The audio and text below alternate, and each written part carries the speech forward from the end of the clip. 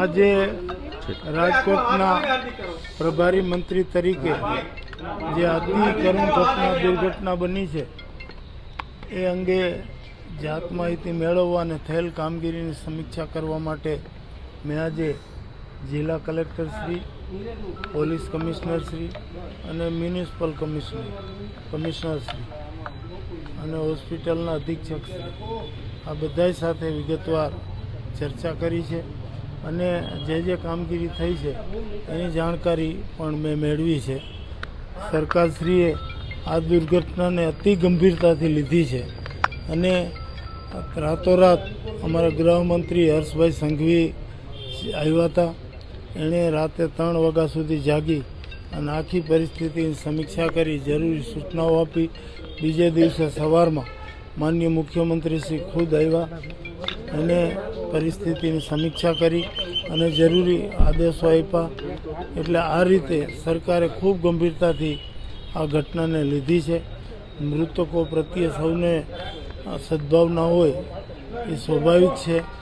એના આત્માને પરમ કૃપાળુ પરમાત્મા શાંતિ સદગતિ આપે એવી હું પણ પ્રાર્થના કરું છું અને એના પરિવારજનોને આ આઘાત ઝીલવાની શક્તિ આપે એવી ઈશ્વરને હું પ્રાર્થના કરું છું.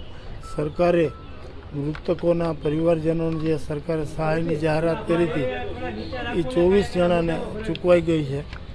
માત્ર 3 જણાને ટેકનિકલ કારણોસર 3 જણાને સહાય ચૂકવવાની બાકી છે. 93 લાખ રૂપિયા જેટલી સહાયની રકમ ચૂકવી દીધી છે. 27 મૃતકોના DNA ટેસ્ટિંગ કરી એના પરિવારજનોને એની લાશો સોંપાઈ ગઈ છે. એટલે આ રીતે સરકારે કામગીરી કરી છે.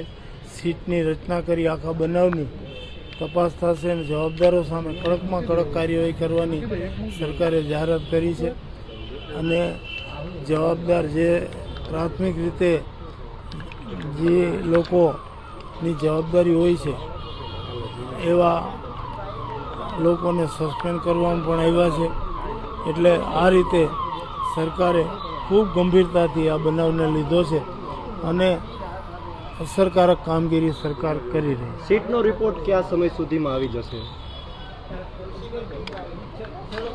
એના વિશે મને કોઈ માહિતી નથી, પણ સીટ તલસ્પર્શી અભ્યાસ કરીને વહેલી તકે રિપોર્ટ આપશે.